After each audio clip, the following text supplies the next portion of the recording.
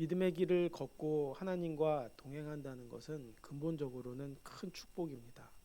그러나 동시에 우리가 가졌던 기존의 기대와 또 기존의 상황을 내려놓아야 하는 자기 부인의 과정이기도 합니다. 이 여정은 내 기준, 내 고집을 완전히 내려놓아야 하기 때문에 결국 고통스러움과 또 힘겨움이 수반될 수밖에 없습니다. 이러한 고통스러운 과정은 구원과 영원한 생명을 얻기 위해 반드시 거쳐야 하는 과정입니다.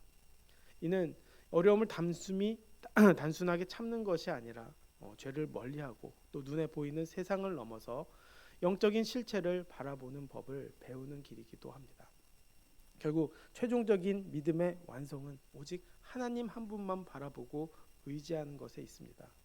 하나님께서는 우리를 이 완성의 단계로 이끌어 가시기 위해 때로는 고난을 허락하십니다.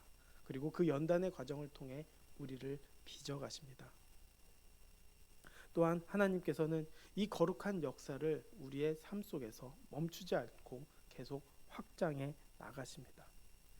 라반의 야비한 계획에 빠져서 야곱은 무려 7년간 일합니다. 그럼에도 불구하고 이 계략을 속았다라고 여기지 않고 기분 좋게 7년간 일을 합니다. 열심을 다해 일했지만 결국 그 7년의 시간이 고통스럽지 않았습니다. 그 이유는 바로 사랑하는 라헬과 함께한다는 생각에 기쁨으로 일할 수 있었던 것이죠. 결국 나에게 어떤 소망이 있다면 지금의 어려움이 두렵지 않고 또 고통스럽지 않다는 것을 생각해 보게 됩니다. 그 기다림 끝에 지금 야곱은 라헬을 달라고 또 내 아내를 달라고 당당하게 요구한 것이죠. 이제 라반이 그곳 사람들을 모아서 결혼식을 열어줍니다.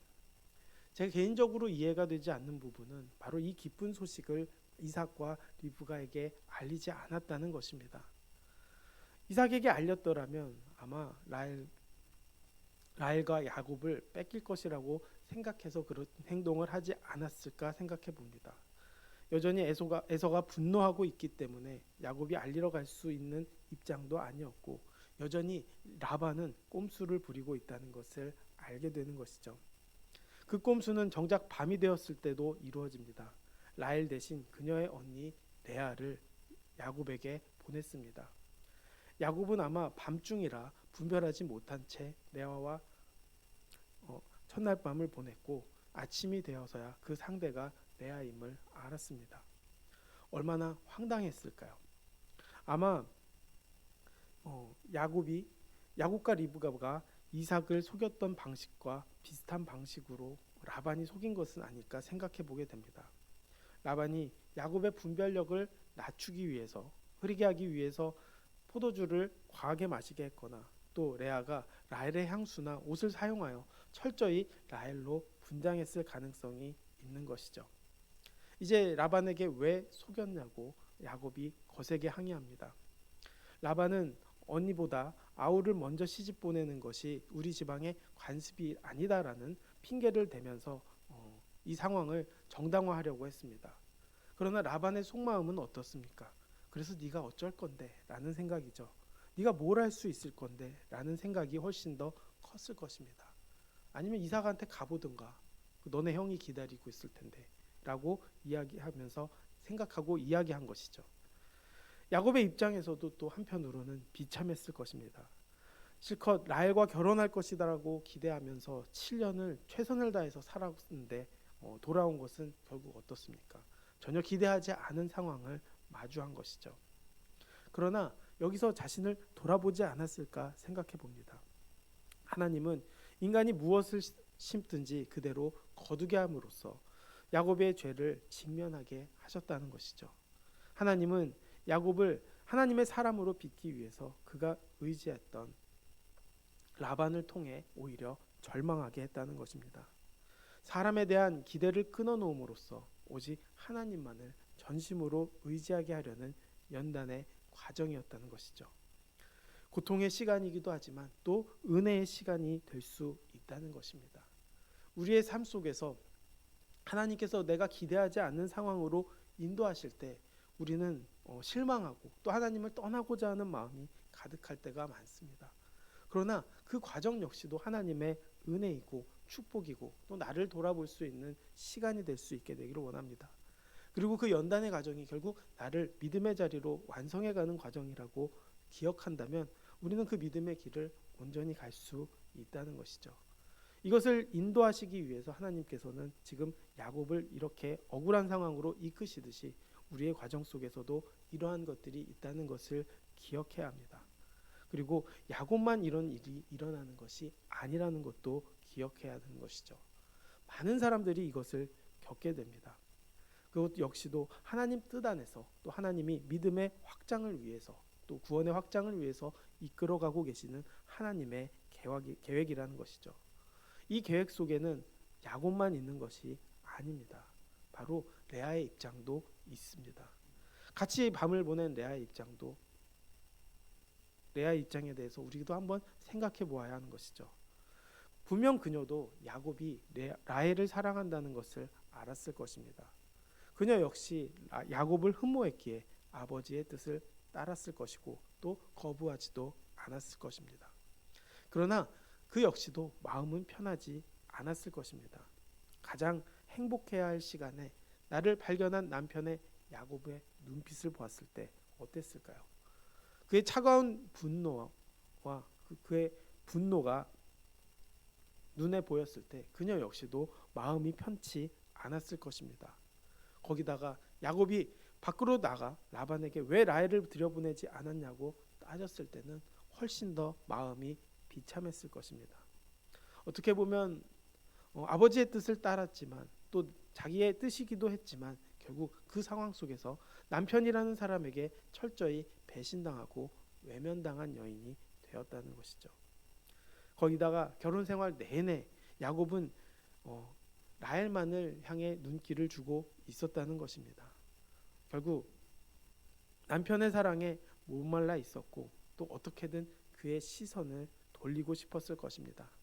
그래서 하나님께 기도했고 또 아들을 낳으면 그의 마음을 얻을 수 있을 것이라고 믿었던 것이죠.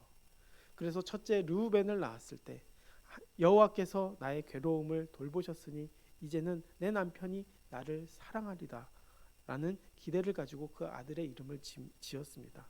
그럼에도 불구하고 여전히 야곱의 시선은 라헬에게 있다는 것을 보게 됩니다. 또 시므온을 낳았을 때도 마찬가지죠. 내가 사랑받지 못함을 하나님이 들으셨음을 깨닫지만 여전히 남편은 냉랭한 자세를 취합니다. 레이를 낳으며 이제는 남편과 내가 연합하여 하나 되기를 간절히 바랬으나 야곱의 태도는 어떻습니까? 결국 조금도 변하지 않았다는 것이죠. 결국 그녀에게 하나님께로 향한 시선 그리고 남편의 사랑을 구걸하듯 매달렸던 그 시간은 고통의 연속이었습니다. 아무리 아들을 낳아도 인간의 사랑은 내 영혼의 허기를 채워주지 못했다는 것을 보게 되는 것이죠. 결국 그 고통의 시간 그리고 새 아들을 얻고 나서야 그녀는 깨닫습니다. 사람에게서 기대를 거는 것이 얼마나 무기력한 일인지 알게 된 것이죠. 결국 하나님께서는 나의 부르짖음을 들으셨고 내가 사람이 아닌 오직 하나님만 바라보도록 인도하셨다는 것입니다. 내가 이제 넷째 아들 유다를 낳았을 때 나는 더 이상 남편의 사랑을 언급하지 않는 그 모습을 보면서 그녀는 이제는 여호와를 찬송하리로다라고 고백하며 아이의 이름을 유다라고 지었습니다. 결국 남편의 눈길을 얻기 위해 몸부림치던 삶을 내려놓고 이제는 하나님만 바라보게 되었다는 것이죠. 인생에 얼마나 비극적인 이야기처럼 보입니까? 또 얼마나 고통스러운 모습처럼 보입니까? 그럼에도 불구하고 그녀는 결국 그 과정을 통해서 하나님을 바라보게 되고 하나님을 찬양하게 됩니다. 그리고 하나님께서는 훗날 예수 그리스도가 오실 그 믿음의 족보를 레아를 통해 만들어 가셨다는 것을 보게 됩니다. 사랑받지 않는 아내였지만 결국 하나님 안에서는 진정한 사랑으로 눈뜬 여인이 된 것이죠. 결국 하나님께서는 이처럼 사랑받지 못해 부르짖은 여인의 고통을 긍휼히 들으셨고 또 그녀의 찬송을 통해서 예수 그리스도가 오실 유다 지파의 계보를 이어가게 하신 것입니다. 결국 이 야곱과 레아의 이야기를 통해 인간의 절망이 결국 하나님의 희망이 되는 지점이 되었다는 것을 보게 됩니다. 야곱은 라반을 통해서 자신의 성품이 빚어지는 연단을 겪었고, 또 레아는 남편의 거절을 통해 거절감 속에서 오히려 하나님을 만나는 예배자로 거듭났기 때문입니다. 결국 이것이 축복이라는 것이죠. 우리는 내가 갖고 싶은 것, 내가 원하는 것을 잡기 위해서 노력하지만 결국 우리가 정작 잡아야 될 분은 하나님밖에 없다는 것을 기억해야 합니다. 그리고 이것이 축복이고 우리의 고백이 되어야 된다는 것을 기억해야 하는 것이죠. 오늘날 우리 역시도 마찬가지 아니겠습니까? 이 땅에서는 돈과 권력, 명예 등 세상적인 것들에서 답을 찾으려고 노력합니다. 그러나 거기에는 진정한 만족이 없습니다. 오히려 레아처럼 세상과 사람에 대한 기대를 내려놓고 하나님 앞에 부르짖을 때 하나님께서는 그 고통을 들으시고 우리의 인생과 그 고난의 시간을 찬송으로 바꾸어 주십니다. 우리는 그저 주님 앞에 내려놓고 하나님 앞에 찬송하는 모습을 드러낼 때 결국 우리의 삶은 차고 넘치는 하나님의 은혜가 넘칠 수 있게 될 것을 믿습니다.